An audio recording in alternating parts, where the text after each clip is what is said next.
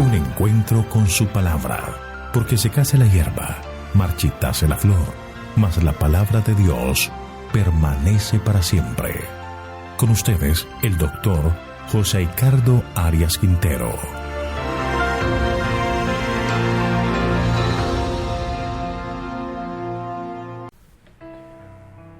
Hoy vamos a estudiar Salmo capítulo 19, las obras y la palabra de Dios. Te invito a orar. Querido Señor, te alabamos por tu amor y misericordia, porque constantemente muestras tu poder para salvar y perdonar nuestras faltas. Queremos pedirte en este momento que nos acompañes con tu espíritu en el estudio de tu palabra. Que nuestra mente sea llena del mensaje que tienes para nosotros, pues lo pedimos en el nombre de Jesús. Amén. Este es un salmo que se le atribuye a David, el dulce cantor de Israel. C.S. Lewis dijo con referencia a este salmo: tomo este como el más grande poema de los salmos y uno de los himnos más grandes del mundo. Esto está en Reflexiones de los Salmos, página 63. Sin duda este salmo es el más conocido y el más popular de los salmos referentes a la naturaleza. Es una meditación de agradecimiento acerca de la revelación que Dios hace de sí mismo en el mundo natural y en su ley. Elena de White nos muestra esta realidad al decir: la naturaleza y la revelación a una dan testimonio del amor de Dios. Nuestro Padre Celestial es la fuente de vida, sabiduría y gozo. Libro El Camino a Cristo, página 9. Dios es el origen de todo, el supremo organizador del universo. El tema de este capítulo se puede dividir en 4 secciones. Dios se revela en la creación, se revela a través de su ley, y ella es el trasunto del carácter de Dios. En los versículos 1 al 6 nos habla de la revelación que Dios nos da de sí mismo a través de su creación. Comencemos con el versículo 1, donde aparece un interesante paralelismo. Leamos: los cielos cuentan la gloria de Dios, y el firmamento anuncia la obra de sus manos. Note el paralelismo: cielos y firmamento, elementos esenciales en la creación. Los cielos que podemos contemplar, la región donde está el sol, la luna y las estrellas. El esplendor y el orden que despliega el firmamento refutan la teoría de la evolución. No son solo el resultado de la casualidad, sino que es la obra de un gran Dios. Su belleza y exactitud confirman la existencia del Creador. El salmista refuerza con 2 verbos que dice que los cielos y el firmamento cuentan y anuncian. Los verbos resaltan que es una obra continua y lo que muestran es la gloria de Dios, la obra de sus manos. Las manos de Dios, el término que describe a Dios es Elohim, mostrando la presencia de la divinidad en la creación. El salmista no está diciendo que al contemplar los cielos vamos a ver realmente a Dios. No, lo que allí vemos es una manifestación de su gloria. Vemos la magnificencia y el orden de los cielos y llegamos a la conclusión que detrás de todo esto hay un gran creador. La creación nos habla de su benevolencia, su sabiduría, su poder y su habilidad. Por medio de sus obras, Dios habla a los que no le conocen. A veces no hay lenguaje con que expresar las maravillas que Dios ha creado. Por medio de los cielos, aún los paganos pueden discernir al Creador.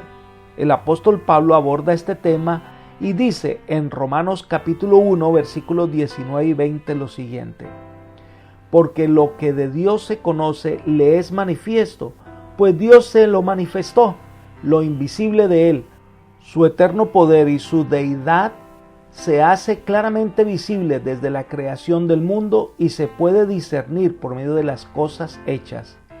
Por lo tanto, no tienen excusa. Ahora, Complementando lo que dice el apóstol, Elena de White hace una exhortación importante al respecto. Dice: Dios exhorta a los maestros a que contemplen los cielos y estudien las obras de Dios en la naturaleza. ¿No atesoraremos en la memoria las lecciones que enseña la naturaleza? ¿No abriremos los ojos de nuestros sentidos y daremos entrada a las bellas cosas de Dios? Haríamos bien en leer el Salmo 19 con frecuencia para que podamos comprender cómo el Señor une su ley con sus obras creadas.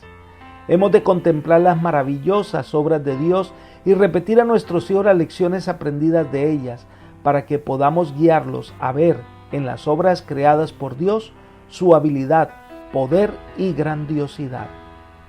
Manuscrito 96 del año 1899. La naturaleza es una revelación general de Dios que nos llevará a una revelación especial como es la Biblia. Y así debemos conocer que el Señor mismo se ha revelado para que podamos entender su amor y su bondad. En otro aparte, Elena de White menciona: son muchas las maneras en que Dios procura dársenos a conocer y ponernos en comunión con Él. La naturaleza habla sin cesar a nuestros sentidos. El corazón que esté preparado quedará impresionado por el amor y la gloria de Dios según los revela las obras de sus manos. El oído atento puede escuchar y entender las comunicaciones de Dios por las cosas de la naturaleza. Los verdes campos, los elevados árboles, los capullos y las flores, la nubecilla que pasa, la lluvia que cae, el arroyo que murmura, las glorias de los cielos, hablan a nuestro corazón y nos invitan a conocer a aquel que lo hizo todo. Libro El Camino a Cristo, página 85. Sigamos estudiando el Salmo 19, la primera sección, los versículos 2 al 4. Dice: un día emite palabra a otro día, y una noche a otra noche declara sabiduría. No hay lenguaje ni palabras, ni es oída su voz. Por toda la tierra salió su voz, y hasta el extremo del mundo sus palabras. En ellas puso tabernáculo para el sol. Nos habla que el testimonio de la naturaleza se revela día y noche, todos los días. Es decir, una proclamación continua, no un lenguaje humano, pero sí en hechos maravillosos como el sol cuando resplandece en todo su fulgor. Así como buscamos información en un libro, de la misma manera podemos contemplar los cielos y encontrar conocimiento y analizar lo que quiere decirnos. A pesar de que los cielos tienen un idioma propio, su voz no es físicamente audible. La belleza del cielo no habla al oído, sino al corazón que está dispuesto a comprender. No importa qué idioma hable, al contemplar los cielos y el firmamento pueden llegar a conocer al Creador. Por eso dice: por toda la tierra salió su voz. La realidad es que la naturaleza es una constante melodía o una poderosa orquesta que alaba al Creador y a quien conserva la vida de todo ser.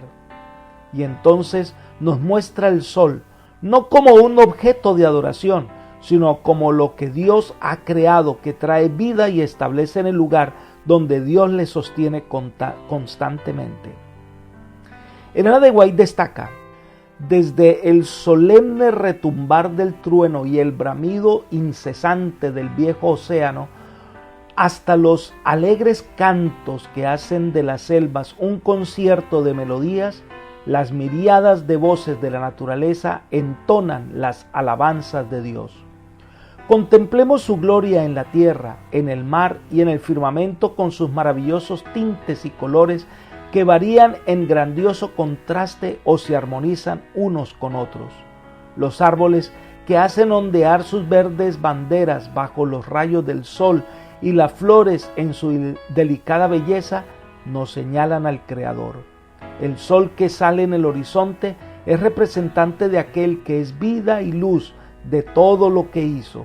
Todo el brillo y la belleza que adornan la tierra e iluminan los cielos hablan de Dios. Ministerio de Curación, página 320. Así que podemos escuchar la voz de la naturaleza y toda ella en armonía alaba al nombre de Dios. Sigamos con esta descripción en los versículos 5 y 6, que habla del sol y su obra. Dice: y Como esposo que sale de su alcoba se alegra cual gigante para correr el camino. De un extremo de los cielos es su salida y su curso hasta el término de ellos. No hay quien se esconda de su calor. Aquí se le da ciertos atributos al sol. No es para considerarlo un objeto de adoración, sino para testificar que cada día, sin interrupción, él sale cada mañana, despertando a todos los hombres. Sale por el oriente y sigue su recorrido hasta ocultarse en el occidente. Esta labor continua, sin interrupción, nos habla de la perfección de Dios. Nos habla de un Dios que provee a los seres humanos de elementos vitales para subsistir.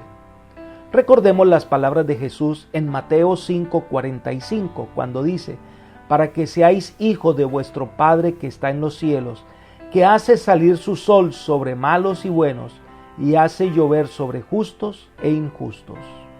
Dios es amor, y lo evidenciamos constantemente a través de la naturaleza, que la misma provee para que podamos subsistir en este mundo. La segunda sección del Salmo 19 son los versículos 7 al 10, donde David se mueve de tema y ahora presenta en cuanto a la gloria de Dios manifestada en su ley. Leamos: la ley de Jehová es perfecta, convierte el alma. El testimonio de Jehová es fiel, hace sabio al sencillo. Los mandamientos de Jehová son rectos, alegran el corazón. El precepto de Jehová es puro, alumbra los ojos. El temor de Jehová es limpio, permanece para siempre. Los juicios de Jehová son verdad, todos justos.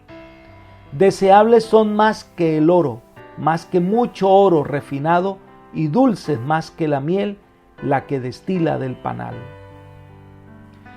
A partir del versículo 7, David se aparta de su contemplación de la naturaleza, cuya grandeza revela la permanencia, el propósito y la gloria de Dios, y ahora pasa a reflexionar acerca de la más clara revelación de Dios en la ley. Si bien las manifestaciones de la gloria de Dios en los cielos son hermosas y el esplendor del sol, de la luna y de las estrellas es magnífico, más hermoso y magnífico aún es el ejemplo de un carácter formado bajo la influencia de la ley de Dios. Alguien escribió: la gloria de Dios se ve más plenamente en un carácter perfectamente armonioso. Nos habla de la gloria de Dios revelada en su ley. Este parte del canto cambia la métrica como un crescendo y decrescendo, usando el paralelismo hebreo. Vamos a tomar un esquema que encontré en el Comentario Bíblico Adventista para mostrar la belleza de este paralelismo. Miren ustedes, vamos a estudiar el nombre de la ley, la naturaleza y los efectos. Nombre de la ley, dice la ley. Naturaleza, perfecta. Efectos, convierte el alma. Testimonio de Jehová, es fiel y hace sabio al sencillo. Mandamientos de Dios son rectos y alegran el corazón. El precepto de Jehová es puro y alumbra el alma. El temor de Jehová es limpio, permanece para siempre. Los juicios de Dios son verdad y son justos. De esta manera podemos ver el énfasis que hace el autor para destacar la revelación del carácter mismo de Dios a través de su ley. Ahora, cuando el Salmo habla de la ley de Jehová, aquí hace una referencia a la Torá, que son las leyes ceremoniales, que son símbolo de la obra de Cristo, son leyes simbólicas que llegarán hasta el momento en que Cristo cumpla esos símbolos. Pero dentro de la Torá está el Decálogo, y este tiene connotaciones eternas. La ley de Dios es el trasunto del carácter de Dios. Allí se revelan sus atributos, su naturaleza y su carácter. Por eso el versículo 8 dice: los mandamientos de Jehová son rectos, que alegran el corazón. El precepto de Jehová es puro, que alumbra los ojos. Esta ley de Dios trae gozo al corazón. Ellos no son severos, sino que llevan a que la conciencia sea limpia, y esto va a engendrar alegría. Elena de White dice: ¿qué Dios es nuestro Dios? Gobierna sobre su reino con diligencia y solicitud y ha construido un cerco, los 10 mandamientos, alrededor de sus súbditos para librarlo de la transgresión. Al exigir obediencia a las leyes de su reino, Dios da a los suyos salud y felicidad, paz y gozo. Les enseña que la perfección del carácter que Él requiere solo se puede obtener al familiarizarse con su palabra. El salmista declara: la exposición de tu palabra alumbra, hace entender a los simples. Manuscrito 96 del año 1899. Y termina esta sección resaltando el valor de esta obediencia a los mandamientos divinos. El versículo de Dios dice: deseables son más que el oro, más que mucho oro refinado, y dulces más que la miel, la que destila del panal. Los hombres dan mucho valor al oro, pero las riquezas espirituales que se obtienen observando los preceptos de Dios son muy superiores a la riqueza material. Se compara con la miel, que quiere decir que son gustosos y deseables. Sin embargo, una persona podría hartarse de la miel, pero nunca de los gozosos resultados de acatar la voluntad de Dios. Para el salmista, la ley de Dios no era gravosa, no era un yugo, era un placer obedecer.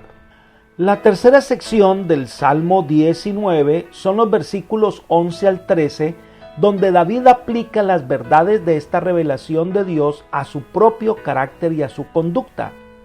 Leamos: tu siervo es además amonestado con ellos, en guardarlos hay gran recompensa. ¿Quién puede discernir sus propios errores? Líbrame de los que me son ocultos. Preserva también a tu siervo de las soberbias, que no se enseñoreen de mí. Entonces seré íntegro y estaré libre de gran rebelión. Aquí se presenta el resumen del asunto. La enseñanza de Dios nos dice la forma en que debiéramos andar. También nos advierte sobre las consecuencias de la desobediencia. Si prestamos atención a lo que nos dice y caminamos diligentemente en la verdad, recibiremos una gloriosa recompensa. Elena de White comenta lo siguiente: así también en este tiempo hay un pueblo a quien Dios ha hecho depositario de su ley. Para quienes los acatan, los mandamientos de Dios son como una columna de fuego que los ilumina y los conduce por el camino de la salvación eterna. Pero para aquellos que los desprecian son como las nubes de la noche. El principio de la sabiduría es el temor de Jehová. Proverbios 1:7. Mejor que todo otro conocimiento es la comprensión de la palabra de Dios. En la observancia de los mandamientos hay gran recompensa y ninguna ventaja terrenal debe inducir al cristiano a vacilar por un momento en su fidelidad. La riqueza, los honores y las pompas mundanales no son sino como escoria que perecerá ante el fuego de la ira de Dios. Joya de los Testimonios, tomo 1, página 453. Entonces se refiere a los dos pecados que quizás pueda estar cometiendo el salmista. El versículo 12, leámoslo con cuidado, dice: ¿quién puede discernir sus propios errores? Líbrame de los que me son ocultos. Las palabras de este versículo es una referencia a los pecados por error o pecados inadvertidos, es decir, errores que se cometen de los cuales el infractor no se da cuenta. Son lo que se llaman pecados sin intención. El salmista lo describe como ocultos, que solo la ley de Dios los revela. Pero están los otros pecados. Miremos el versículo 13, donde el salmista dice: preserva también a tu siervo de las soberbias, que no se enseñoreen de mí, y entonces seré íntegro y estaré libre de gran rebelión. Los pecados de soberbias son los pecados que se cometen a sabiendas de que estamos obrando mal. De esos también la ley de Dios es clara. David pide que de esos pecados sea librado, porque son pecados que a veces de los cuales no nos arrepentimos. Son pecados de mano alzada, pecados en los cuales no nos queremos arrepentir. Resumiendo entonces, el salmista pide ser librado del pecado, cualquiera que sea, para alcanzar un corazón limpio y libre de rebeliones. La ley de Dios revela el pecado, nos muestra nuestros errores, pero la ley no nos salva, no nos limpia. Para ello necesitamos la intervención de Dios en nuestra vida. Él sí nos lava y Él sí nos limpia de maldad.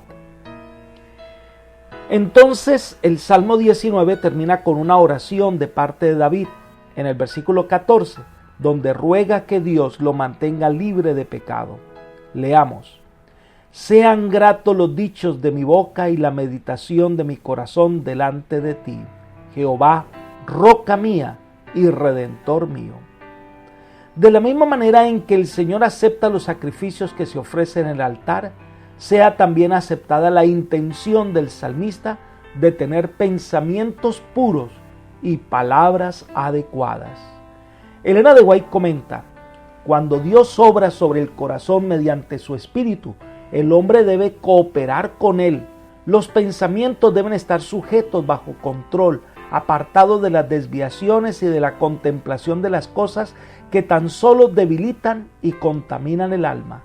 Los pensamientos deben ser puros, las meditaciones del corazón limpias, para que las palabras de la boca sean aceptables ante el cielo y útiles para los que nos rodean. Esto está en la Review and Herald del 12 de junio del año 1888. David clama a su Redentor, al que rescata al oprimido del diablo. Él es quien nos libra del poder y de la culpa del pecado.